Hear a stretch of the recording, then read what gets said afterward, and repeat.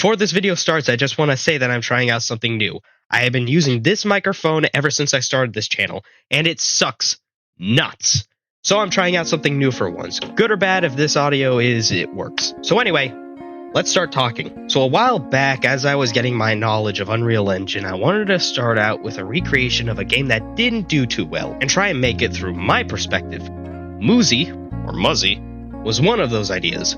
But while making it, the game I wrote for it was just not unique enough, and it didn't have a fun element to it. Until Hello Neighbor 3 was announced, and it all sparked with just one concept image. I looked at it for a while, as it felt familiar, like I've been down the street before. Nostalgic? Probably. It was hard to see that it was going to be a Hello Neighbor game, and later they dropped their first prototype, which I had fun playing. And know that Hello Neighbor might be making a comeback after all. It was amazing. They tried something new. But this is tiny build we're talking about. The original alphas of the previous games didn't end up too well in the end. So, with a random thought, an Unreal Engine by my side, I decided I went through the cause and effect of game development to try and make my version of Hello Neighbor.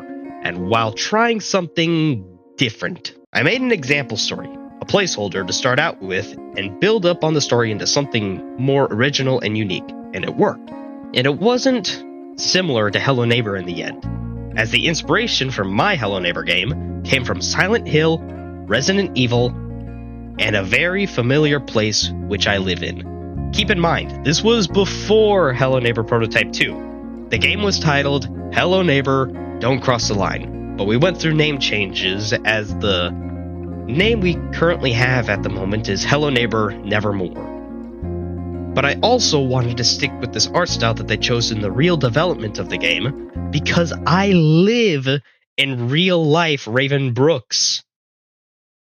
It's not called Raven Brooks, but we barely get any sun the whole year, constantly rains, and the creepy thing about my town is that ever since 2020, you never see anybody outside cutting grass, sitting outside, or anything. Everyone knows to just keep to themselves, as everybody always has their hoods up.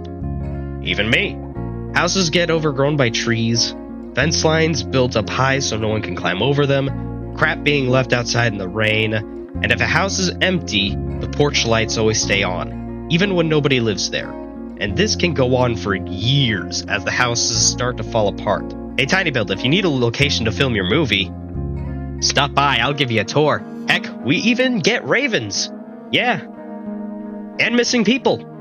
We have those too. I just love it to see my own hometown be this eerie place that it is, and somehow work in the universe of Hello Neighbor. And I just wanted to put it into the game that it is, without using any assets from the real game.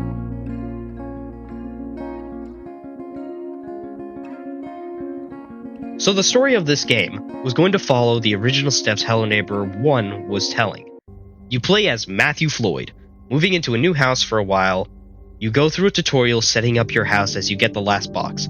As you try and get the last box, a familiar ball rolls towards you as you try and trace the ball's trail from where it came from to return it. You find a trail all the way to a fence line, to a road that's separating the trail, and from across that road is the house you have to target. But wait, the house is for sale? Yet somebody is already living in there, and it's not Mr. Peterson, or the guest. It's someone dropping by for a visit. So the gameplay was going to be far different. This was the point to where I met Under the Bed Studios to help me out on this game. I told him the planning, the storytelling, and where the game was going to go. And he said it was peak cinema and that it can be done. In the game, you do a little platforming on some houses to look for clues for the NPCs you can talk to. And in order to talk to the NPCs, they have to be in certain locations where they feel safe, because they don't fully trust you as they know the full story of the town. And as they try and earn your trust as you play along, whether, giving them items or making them happy, they'll either drop some lore or give you an exact location on where an item is. But if you interact with them, find an object of lore, and link that lore to another piece of lore item, they will also drop that story of that lore. And some of those items will also require a boss fight. That's right, we're talking boss fights in here, but I'm not going to spoil any of that. It's way too good. I got this idea from At Dead of Night with the ghost interaction system, but there was more to it. Here's the NPCs you would interact with. There is Ruby, Peyton, Biker, Beryl, Pim, and Nighttime. Now, Mr. Peterson is in this game, but he comes at a different place at a different time. But the main threat in this area is the Visitor, a mirage of the guest, a crooked wannabe with his own backstory. And he's not alone. He has friends wanting to come by and say hi. If they capture the NPC, they will bring them to a random house and put them in the basement. Keep in mind, this was before Prototype 2. I had this idea all planned out, knowing that Tiny Build might already have this idea because it just works too well. And lo and behold, I was right. But how do you stop them from attacking you? Simple. Reasoning and persuasion. Here's reasoning, and here's persuasion. Yep, you have to use items to fight back, and they'll eventually back off, and you use food to heal. But the goal of this game was to get into the main house, as this guy is so strong, no use of fighting him. He'll grab you and throw you out of the house. And failing too many times will get you a bad ending. But once you get into the basement, a lot of familiar stuff happens, making Matthew realize that he wasn't the first one trying to get into this house.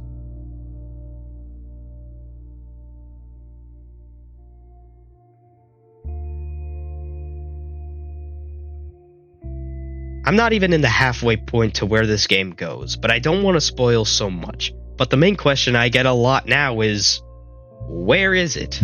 What's it called? Where's the Hello Neighbor game you were creating? I didn't expect that many questions. I wish I never made that comment on that video. But thank you for the likes and thank you for the comments. You all are very great. I respect every single one of you. And to answer that question, it's not canceled. It's too good to be canceled. I really love the story of what I created for it, and the characters I made also. The answer is, it's a lot. It's a little too much for us, as we're just two guys working on something with a lot more development than a small team can handle. Now, I get that there is the Hello Neighbor mod kit, where you could just build your own stuff in there, but for me, personally, it feels a little familiar. Oh yeah, cheating. I'm more of the guy who likes to start from the ground up. But I don't want to rush this game either. I don't want to make something that sounds so good and then making it come out bad. Again, this game was inspired by my hometown that I live in, and characters I really do enjoy. I don't want to throw all that out the window and try and compete against something that inspired me to start using Unreal Engine. And as I'm writing this, Hello Neighbor 3 just dropped, and it worked surprisingly great. But gameplay-wise, it's nothing compared to what I want to make for you all to enjoy. So again, not canceled. Just set aside for something more easy for us to start out with. And I'm still getting used to Unreal Engine. And I also have an amazing team. And I just want to say, nothing would have been done without them. So for now, we're working on a more replayable retro game. It's called Off the Clock. I'm working on a better devlog right now. And it has a lot more I want to show you, including maps, interactions, characters, and way more. Stick around for any updates as I try and kick the stupid algorithm in the butt. Trust me, you're gonna want to hear what we have in progress for Off the Clock.